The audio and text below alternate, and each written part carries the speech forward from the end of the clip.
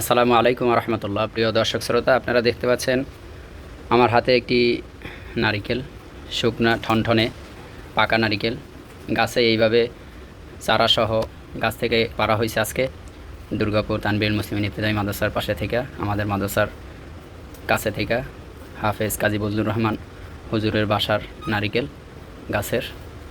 মাশাআল্লাহ, দেখতে পাচ্ছেন তিনটা বড় বড় শিকড় বের হয়েছে। আশা করছি এই শিকড় সহ গাছটা লাগাই দিলে ইনশাআল্লাহ হবে। আল্লাহর কি কুদরত, মাশাআল্লাহ। গাছে বসেই এইভাবে চারাটা বের হয়েছে, ভিতরে ফোকরা আছে আশা করি।